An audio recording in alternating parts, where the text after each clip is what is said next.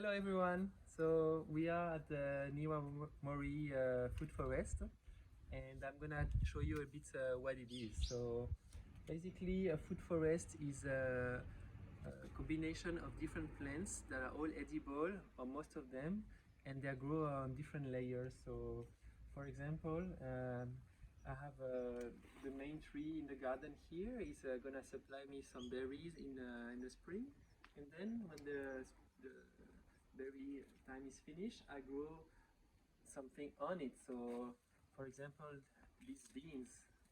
So that's another layer of the food forest. And then in the shade or beside the trees, you have other plants growing. So you have borage here, and then karashina, it's another spicy salada. So these ones, they are okay with not the full sun. And so it's another layer. And then you have this kind of plant also that is not as tall as a tree and not ground cover either. It's a tumeric. So I have something growing underground and over the ground. And then my ground cover is usually this one. I use a lot of clover. So this clover was already in the garden, and I started to select it, so that's the only ground cover that I keep. And it starts to colonize everywhere, and I'm making a lot of nitrogen for my soil, so it's good. And then another food layer. For example, here I have a sweet potato. It's acting as a ground cover and also a root vegetable. So everything is working in combination, and all the roots are helping each other, sharing water and nutrients. That's a food forest, so you should try. It's better than having only one layer, because the more layers you have, the more biodiversity you get, and the more production you can have per square meter. So try. What else can I tell you about this place? Around here you have at least 30 or 40 different edible plants here, and then I harvest different things at different time of the year. For example, this one is finished already, but this is asparagus. Maybe you've never seen asparagus bolting.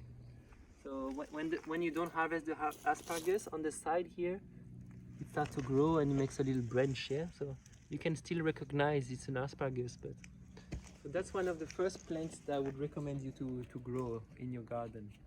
Asparagus, you plant it once, you harvest it for 30 years, no problem. Other things that you should plant today is strawberries and all the herbs that you use for cooking, the thyme, the oregano. This one is the thyme, oregano.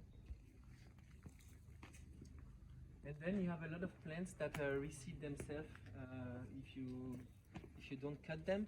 A lot of people they make the mistake when the plant goes to seed like that, they think it's starting to look bad or dirty or whatever, and they cut it. You shouldn't do that. Let the plant finish the cycle, and then it replants itself. In this case, it's shiso. Shiso likes to fly, so inside there is gonna be some seed here, and then when the wind blows, it's gonna replant itself around. Same thing for my rucola here. This is another plant, very nice. This is a wild rucola, so it's very spicy if you like spicy food. And then at this time of the year, it's making some really nice flowers. So if the weather is good and the bee come around, they're really happy. And then it replants itself. So you have a lot of plants that are annuals, but if you treat them correctly, if you don't cut them when they go to seed, they become perennial because they will reseed themselves. And then the only thing you have to do eventually is when it starts to grow again in the spring or something, you come and you just uproot them and then give them a bit more space, you know. So you don't have to plant a lot of the things. I don't have to plant anymore. It just the cycle keeps going. Yeah. These are like some raspberry. fig tree has a very natural shape. A lot of people mistreat the tree, they cut it too much, yeah? So in this case,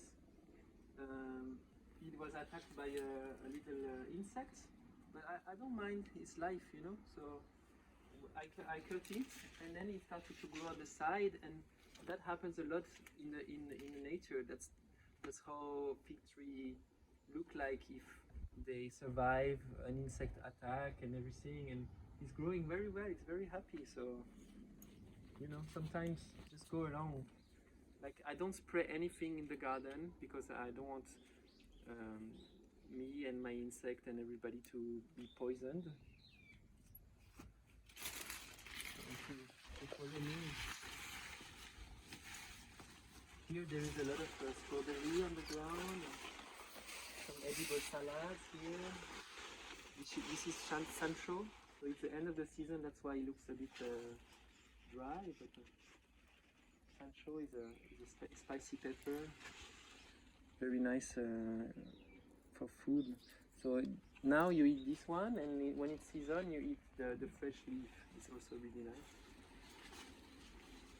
This is a kind of box that you can do at your house. It's just 1 square meter or so, and then you make a lasagna inside and of green and brown material, and then after that you can plant things. I usually start with potatoes, but the next cycle you can plant 3 or 4 layers. So maybe a small tree in the middle, something growing gulu around, and then maybe a kale or garlic chive, or you can have 4 or 5 layers, and then keeps growing every year. It's very nice.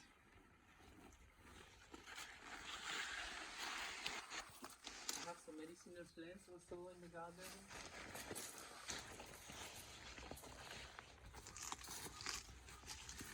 So this is a artichoke. There's not so many in Japan. So maybe you ate artichoke before. This one I let it open like a flower, and now it's drying. So at some point this flower would be falling down, and then inside is full of seed. So you can see it's already starting actually here. Boom. So if I put this on the ground, I will get artichoke very soon. Maybe I will do that. Maybe. Artichoke is a nice plant. It grows again and again every year.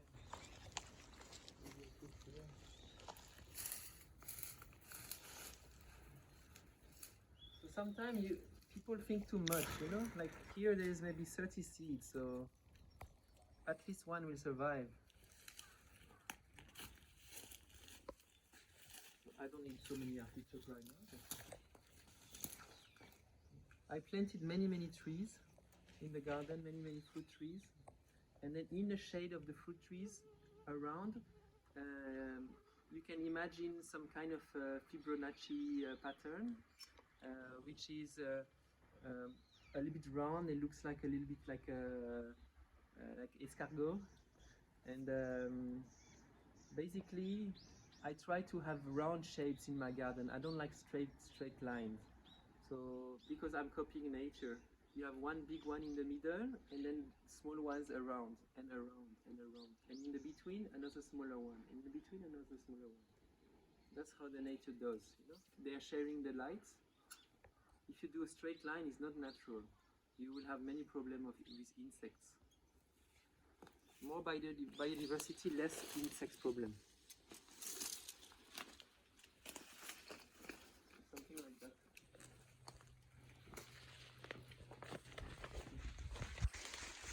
So this is the inside garden.